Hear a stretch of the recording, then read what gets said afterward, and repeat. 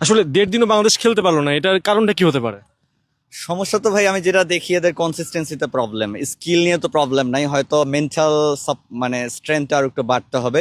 Because Bangladesh যেদিন নিজেদের দিন হয় ওই দিন তো দুনিয়ার যে কোনো টিমকে তারা রেকলেসলি হারায় দিতে পারে। তার মানে বোঝা যাচ্ছে যখন তারা আবার পারে না, অন দ্য আদার এন্ড হয়, তখন there are some sort of mental problem, যেটার উপর আমরা ওয়ার্কআউট করতে হবে স্ট্রংলি। এখানে যে লিটন দাস মানে পুরো অস্ট্রেলিয়া সফরে একটা রানও করতে পারলো না, 3টা ইনিংস খেলছেন, 3টাতেই সে ডাক।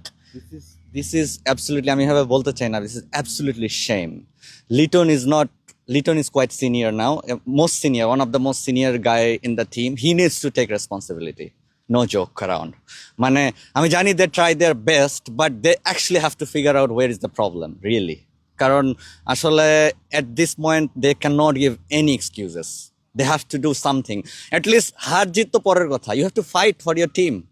আমি তো দেখি যে লাইক যখন অ্যাকচুয়ালি ক্রাইসিস মোমেন্ট, যখন তাদেরকে দরকার সিনিয়র প্লেয়ারদেরকে, তখন তারা কতটা স্টেপ আপ করে, দ্যাটস দ্য কোয়েশ্চেন। আপনাদের এত আয়োজন, মানে সব আয়োজন তো আসলে মানে পানি হয়ে গেল, তাই না? 5 দিনে কোথায় খেলা দেখবেন, সেটা 1.5 দিনেই শেষ। এক্স্যাক্টলি, আমরা তো আসলে অনেক প্রিপারেশন নিয়েছিলাম। আমি 4 দিনের টিকিট কেটে রাখছি, অ্যান্ড থার্ড ডে 3 ডে 4 এর টিকিট অনেক এক্সপেন্সিভও ছিল। প্লাস মানে ম্যানেজমেন্ট, প্লেয়ার, ওদের সাথে ইন্টারাকশন এবং যত ধরনের মানে ওদেরকে কমফোর্ট দেওয়ার জন্য যা যা করতে হয় আমরা আমাদের লেভেল বেস্ট ট্রাই করছি। আমি জানি যে সবাই no one wants to lose, but মানে ফাইট করতে পারলে ভালো লাগতো আর কি, মানে তাইলে আমাদের একটু ভালো লাগতো, এটাই as a supporter. Thank you ভাই, থ্যাংক ইউ। নিঃসন্দেহে। আপনার কাছে কি মনে হচ্ছে এই যে বাংলাদেশের হারটা, মানে এটা কি আসলে একটু অসাবধানতা, একটু বেশি আত্মতৃপ্তিতে ভোগা, কিংবা কন্ডিশনটাকে ঠিকঠাক জাজ করতে না পারা, কি কারণে মনে হচ্ছে? মাঠে থেকে তো খেলাটা পুরোটা দেখেছেন, প্রত্যেকটা বল দেখেছেন, এবং আলটিমেটলি খুব সম্ভবত প্রতিটা দিনের ছুটি নিয়ে রেখেছিলেন, টিকিটও সংগ্রহ করে রেখেছিলেন। সেই টিকিটগুলোই বা কি করবেন, আর সময়টাই বা আসলে কিভাবে কাটাবেন? হ্যাঁ আসলে হ্যাঁ আমার মনে হয় হয়তোবা টু সাম এক্সটেন্ট ওরা যে এখানকার কন্ডিশন, সেই কন্ডিশনটা ওরা বুঝতে পারে নাই, এটা এক নাম্বার, যেহেতু ম্যাকাইদের আগে বেশি খেলা হয় নাই। বাট আত্মতৃপ্তি তো আসলে কিভাবে কি বলবো, শান্ত তো বারবার প্রেস কনফারেন্সে এসে বলছে যে আত্মতৃপ্তির সুযোগ নাই, আমরা এটাকে আবার নতুন টেস্ট হিসাবে দেখতেছি, অ্যান্ড আগে কি হয়েছে ভুলে যাচ্ছি। এগুলো তো আসলে প্রফেশনাল কথাবার্তা, কিন্তু আসলে এগুলো আমাদের ভিতরে কতটুকু আমরা ওটা বিলিভ করি, এটা ইম্পর্টেন্ট, এক নাম্বার। আর দুই হচ্ছে দেয়ার ইজ নো ডাউট যে বাংলাদেশ ক্রিকেট টিমে কোয়ালিটি প্লেয়ার্স আছে অনেক, কিন্তু নাও আমাদের যেটা ফোকাস হওয়া উচিত যে কীভাবে কনসিস্টেন্সি ধরে রাখা যায়। আমরা জানি যে আমাদের সেরা দিনে আমরা ইন্ডিয়া, অস্ট্রেলিয়া সবাইকেই হারাই দেই। সো এটা ডারউইন টেস্টে যেটা আমরা করছি, এটা তার আরেকটা এক্সাম্পল। কিন্তু প্রবলেমটা হয়েছে আমাদের কনসিস্টেন্সিতে। তা আসলে কি ল্যাক করে, এই জিনিসগুলো আমাদের অ্যাকচুয়ালি রিসার্চ করে ফিগার আউট করা উচিত। কারণ এখন তো আসলে আমরা লিটন কুমার দাস, শান্ত, এদের তো অনেক দিন হয়ে গেছে, এরা তো এখন মোস্ট সিনিয়র প্লেয়ার এখানে, অ্যান্ড এদের কি আর এক্সকিউজ বা কোনো কিছু দেওয়ার সুযোগ আছে কিনা, that can be a big question right now. তা তো অবশ্যই। আর সেই প্রশ্নটি আসলে আমাদেরকে উপহার দিয়েছে। এটা নিয়ে কাটাছেঁড়া হতে পারে, পোস্টমর্টেম হতে পারে, অনেক কিছু হতে পারে। বাট আপনার কাছে আরেকটা বিষয় জানার, সেটা হচ্ছে এই যে আপনি ছুটি নিলেন, এই যে আপনি টিকেটগুলো করলেন, আপনি আপনাকে বলছি না শুধু, আরো এরকম অনেকে, যেটা বললাম সিডনি থেকেও এসেছে, ব্রিসবেন থেকেও এসেছে। তো তাদের হতাশাটাও তো আসলে অনেকটুকু। মানে আপনার পার্সোনালি আপনার এখন প্ল্যানিং কি? কি করবেন? ছুটিটা কি করবেন? টিকিটগুলো কি করবেন? কি করবেন?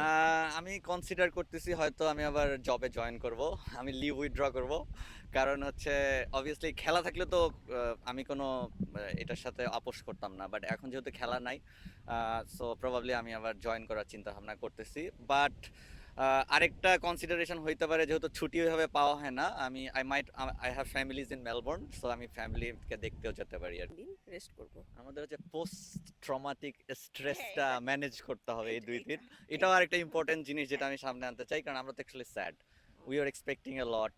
এটা হয়তো এক্সপেক্টেটর হিসাবে নর্মাল, আমাদের দেশকে আমরা এইভাবে ওন করি, অ্যান্ড সেইখান থেকেই সাপোর্ট করা, আশা, সব কিছু স্যাক্রিফাইস করা, প্লেয়ারদেরকে এখান থেকে মানে সব জায়গায় নিয়ে যাওয়ার, মানে যত ধরনের যেভাবে হেল্প করে তাদেরকে কমফোর্ট দেওয়া যায় সেগুলো করা, অ্যান্ড গোয়িং ফ্রম দেয়ার। এখন হচ্ছে 2 দিনে খেলা শেষ, সো জাস্ট মানে আকাশ থেকে পড়ছে আর কি। So let's, but anyway that's fine, that's part of game.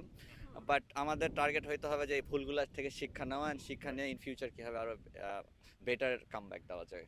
অবশ্যই ইনিংস এবং 51 রানে হার, সো সবার জন্য আসলে খুব বেশি সমবেদনা। ডারউইনে বাংলাদেশের একটা ইতিহাস গড়া জয়, সিরিজ জয়ের হাতছানি তো ছিল ম্যাকাইতে বাংলাদেশ হতাশ করেছে টাইগার ভক্তদের। ঠিক মুদ্রার উল্টো চিত্রটাই দেখলো দ্বিতীয় টেস্টে। হতাশাজনক একটা পরাজয়, অস্ট্রেলিয়ার বিপক্ষে ইনিংস ব্যবধানে হার। কি বলছেন টাইগার ভক্তরা? মাঠে খেলা দেখতে এসেছিল খুব গুটি কয়েক সমর্থক বাংলাদেশে, ম্যাকাইতে এমনিতে বাংলাদেশি কম।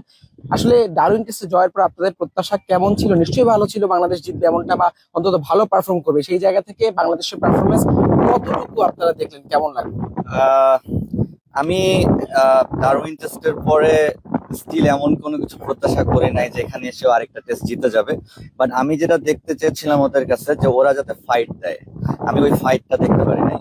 আমি দেখতে পারি নাই যে কোনো সেশনে ওরা আসলে উইন করবে।